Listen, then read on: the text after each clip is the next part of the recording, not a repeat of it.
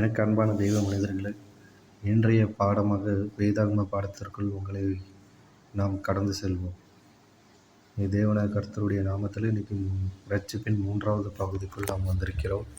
முதல் 2 பாகங்கள் முழு வீடியோவாக யூடியூப்பிலே பதிவிடப்பட்டுள்ளது. நாம் கடைசியாக இது குறித்த ஒரு 5 நிமிடம் இந்த பகுதி 1, 2 குறித்து நாம் பேசுவோம். இப்பொழுது நாம் நேரடியாக வேதாகம தியானத்திற்குள் நாம் கடந்து செல்வோம். இந்த ரட்சிப்பு என்றால் என்ன? நாம் ஆதாரமாக வசனங்களோடு நாம் இணைத்து நாம் பேசப் போகிறோம். இந்த பகுதியின் பல அர்த்தத்தையும், அதாவது ரட்சிப்பின் அடிப்படை அர்த்தத்தையும், பாவமற்ற வாழ்க்கையை குறித்தும் நாம் விரிவாக நாம் பார்க்க போகிறோம். இந்த மத்தேயு 1ஆம் அதிகாரம் 21ஆம் வசனத்தில் ஆண்டவராகிய இயேசு கிறிஸ்து இந்த ரட்சிப்பை குறித்து எப்படிப்பட்டது, அந்த ரட்சிப்பு எப்படி இருக்கும் என்பதை குறித்து ஆண்டவர் நமக்கு ஒரு விளக்கத்தை நமக்கு கொடுக்கிறார். ரட்சிப்பு என்றால் என்ன? ஒரு கிறிஸ்தவ வாழ்க்கை மற்றும் கிறிஸ்தவ ஊழியம் செய்வது தேவனின் பார்வையில் மிக மிக எளிது என்று தேவன் சொல்கிறார்.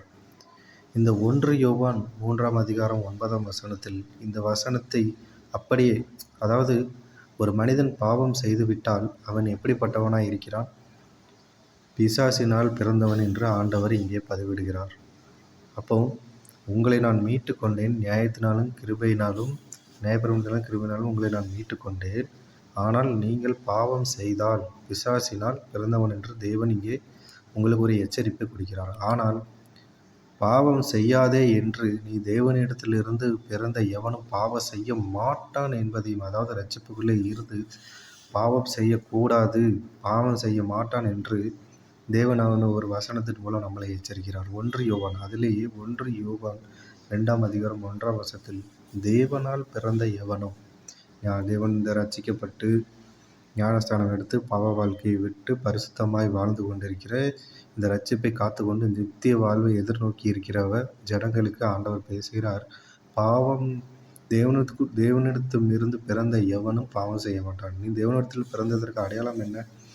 நீ ஞானஸ்தானம் தண்ணீரில் மூழ்கி நீ எடுத்த போது நீ மரித்து கிறிஸ்துவுக்குள் நீ ஒரு புதிய சிருஷ்டியாய் நீ உயிர் பெறுகிறாய் என்பதைத்தான் தேவன் இப்படியாக நமக்கு வசனத்தின் மூலம் சொல்கிறார். இதைத்தான் ஆரம்பத்தில் மத்தேயு 1:21ஆம் வசனத்தில் ஆண்டவர் இந்த ரட்சிப்பை குறித்து கிறிஸ்தவ வாழ்க்கையும் கிறிஸ்தவ ஊழியையும் தேவனுடைய பார்வையில் மிக மிக எளிமையானது என்று சொல்கிறார். அப்பொழுது ஆண்டவர் இதுக்கு முக்கியமாக எதை குறிக்கிறார் ஆண்டவர் என்றால் ரட்சிப்பை குறித்து தான் ஆண்டவர் பேசுகிறார்.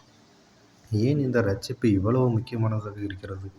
நம் பகுதி 1, 2 என்று நாம் பார்த்து இன்னைக்கு 3வது கடைசி பகுதிக்கு நாம் வந்திருக்கிறோம். இந்த நித்திய வாழ்க்கைக்கும் இந்த ரட்சிப்புக்கும் என்ன சம்பந்தம்? நாம் கடந்த பாடத்திலே நாம் எதிர்கால ரட்சிப்பை குறித்து நாம் பார்த்தோம். கடைசியாக நாம் முடித்ததும் அந்த பகுதியிலே தான். அப்போ அந்த பகுதியில் எதிர்கால நம்பிக்கை மற்றும் பரலோக வாழ்க்கை குறித்து நமக்கு விளக்கும். இந்த எதிர்கால ரட்சிப்பு எதை காட்டுகிறதாம்? எதிர்கால நம்பிக்கையும் பரலோக வாழ்க்கையும் குறித்து நமக்கு காட்டுகிறது.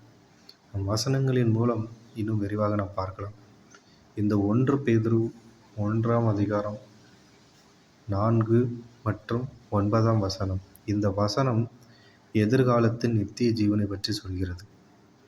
நீ எதிர்கால ரட்சிப்பை நீங்கள் பரிசுத்தமாக வாழ்ந்து காத்து கொள்ளும் பொழுது உங்களுக்கு எதிர்காலத்தில் என்ன கிடைக்கப் போகிறதாம்?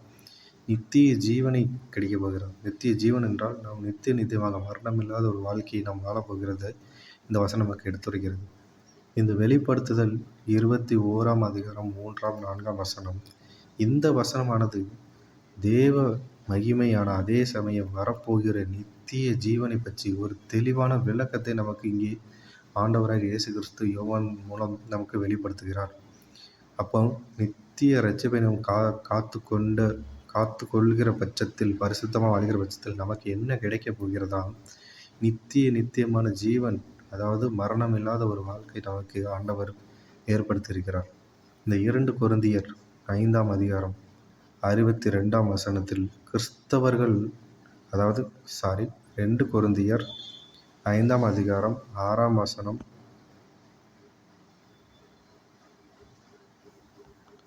62 தான் இதில் போட்டிருக்கு. மன்னித்துக்கொள்வோம், நீங்கள் வசனத்தை படித்து கொள்ளுங்கள். நான் வசனத்தை எடுக்கவில்லை. நான் இது கொஞ்சம் வேகமாக இந்த நோட்ஸ் எடுத்தபடினால் நான் வசனம் தவறாக இருந்தால் மன்னித்துக்கொள்ளவும். 2 கொரிந்தியர் 5 அது சரி. நீங்கள் ஒரு வாட்டி அதை நான் வாசிக்கிற இந்த விளக்கத்தை நீங்கள் பார்த்து வசனத்தோடு ஒப்பிட்டு சரியானதாக இருந்து நீங்கள் தெரிந்து கொள்ளுங்கள். ஒரு கிறிஸ்தவனின் மறுபக்கம் என்று பார்க்கும்போது மேலான ஒரு வாழ்க்கையை நோக்கி நாம் வாஞ்சையாக இருக்க வேண்டும் என்று சொல்கிறது. இந்த மேலான வாழ்க்கை என்பது பரலோக வாழ்க்கையை நமக்கு சொல்லிக் கொடுக்கிறது. இந்த 2 தெசலோனிக்கேயர் 1 7 8 2 கொரிந்தியர் 11 நம்ம ரெண்டு கொரிந்தியர்லேயே நம்ம 2 வசனங்களை 2 அதிகாரத்தில் உள்ள 2 வசனங்களை நாம் பார்க்க போகிறோம். 2 கொரிந்தியர் 1 7 8 2 கொரிந்தியர் 11 23 25 கடைசியாக ரோமர் 8 18 அக்காலத்தில் அப்போஸ்தலர்கள் கவலைப்படாமல் எதிர்கால வாழ்க்கையை சிந்தித்து காத்து கொண்டு இருந்தனர். இங்கே பாருங்கள், நித்திய வாழ்க்கையும் பரிசுத்தையும் ரட்சிப்பையும் நம் நித்திய வாழ்க்கை அடைவதற்கு ரட்சிப்பையும் பரிசுத்தையும் கிறிஸ்தவ வாழ்க்கைக்குள்ளே அவர்கள் எப்படி வைத்து கொண்டிருந்தார்களாம்? எதிர்காலத்தை குறித்து அவர்கள் சிந்தித்து கொண்டு இருந்தார்கள் என்று வேதம் சொல்கிறது. 2 கொரிந்தியர் 4 8 9 எவ்வளவு பாடுகள் கஷ்டங்கள் இருந்தாலும் பூமியானது ஒரு உபசரிப்பு என்று அவர்கள் உணர்ந்திருந்தார்கள். தேவன் கட்டளைப்படி நிலையான நித்திய பரலோக வாழ்க்கையை பற்றி காத்து கொண்டிருக்கிறேன் என்று பேதுரு சொல்கிறார்.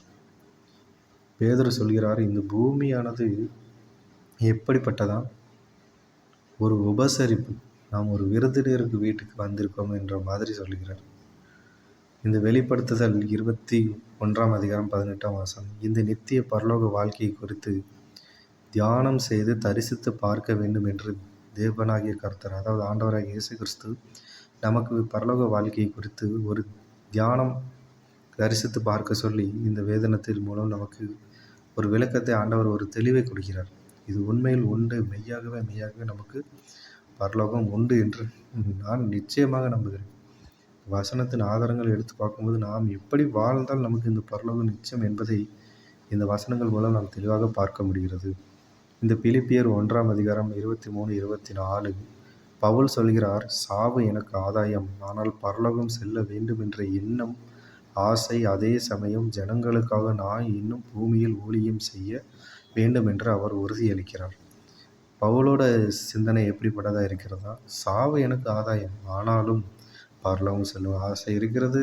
அதே சமயம் ஜனங்களுக்காக ஊழியம் செய்யணுங்கிற வேண்டும் என்ற ஒரு உறுதியும் அவருக்குள்ளே இருந்தது.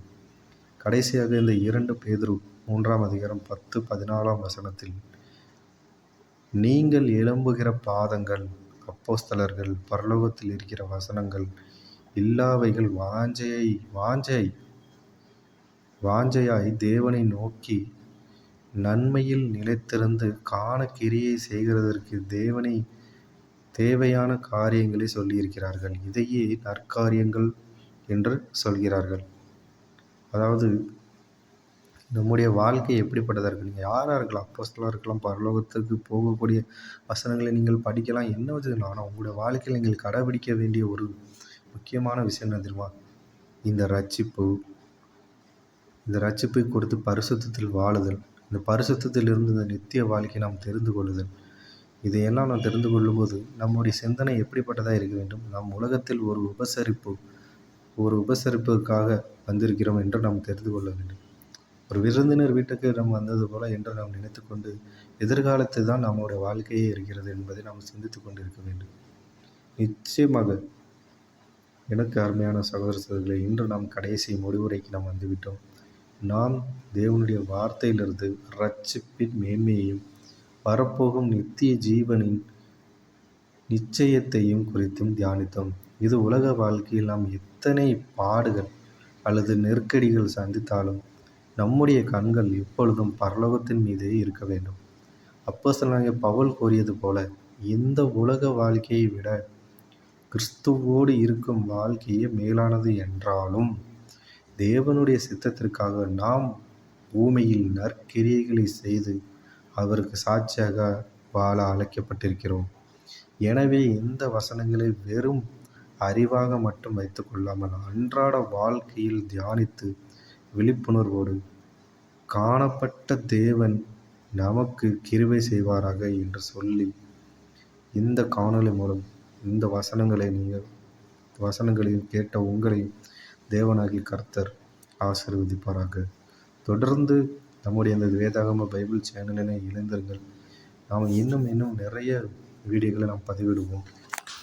நான் முதலாவதே சொன்னேன், கடைசியாக இந்த பகுதி 1, 2 குறித்து நாம் பேசுகின்றோம். இந்த பகுதி 1 என்பது நித்திய வாழ்க்கையில் ரட்சிப்பு. நம் பாவத்தில் இருந்த பொழுது நம் புதிய மனிதனாக இயேசு கிறிஸ்துவை அறிந்து வந்த ஒரு புதிய ரட்சிப்புகள் வந்த அனுபவம் எப்படிப்பட்டதாக இருக்கும் என்பதை நாம் முதலாவது பாடத்தில் நாம் சொல்லிக் கொடுத்தோம். அதுக்கு 2வது பகுதியாக இந்த ரட்சிப்பிலிருந்து கடந்த காலம், நிகழ்காலம், எதிர்காலத்தை குறித்து நாம் விரிவாக பார்த்தோம். பாவத்திலிருந்து வந்த அந்த கடந்த கால ரட்சிப்பு, நாம் வாழ்ந்து கொண்டு இருக்கிற பொழுது அந்த காத்து கொள்ளக்கூடிய அந்த பரிசுத்தமாக வாழக்கூடிய அந்த ரட்சிப்பு, எதிர்காலத்தில் இந்த நித்திய ஜீவனை பெற்றுக்கொள்ளக்கூடிய அந்த ரட்சிப்பை குறித்து நாம் பகுதி 2இல் பார்த்தோம். ஆனால் கடைசியாக நாம் பார்த்த பகுதி, இந்த நித்திய வாழ்க்கையில் இந்த ரட்சிப்பையே காத்து கொண்டு நாம் பரிசுத்தமாக வாழும்போது நம்முடைய நித்திய வாழ்க்கை எப்படிப்பட்டதாக இருக்க போகிறது, பரலோகத்தில் நம்முடைய வாழ்க்கை எப்படி இருக்கும், நித்திய வாழ்க்கை உண்டா, நித்திய ஜீவன் உண்டா, பரலோகம் உண்டா என்பதை ஆண்டவர் ஒவ்வொரு வசனத்தின் மூலமும் வெளிப்படுத்தல் மூலமும் உங்களுக்குள்ளே நீங்கள் தியானித்து கொள்ளுங்கள் என்றும் நமக்கு இங்கே வெளிப்படுத்துகிறார். என்னுடைய வாய்ஸ் உங்களுக்கு ஒரு வித்தியாசமாக தெரிஞ்சாலும் இந்த முழு வீடியோவை கேளுங்க. இதில் ஒன்றுமே உங்களுக்கு புறம்பாகவும் எடுத்து பேசலை, என்னுடைய சொந்த கதைகளையும் நான் திணிக்கலை.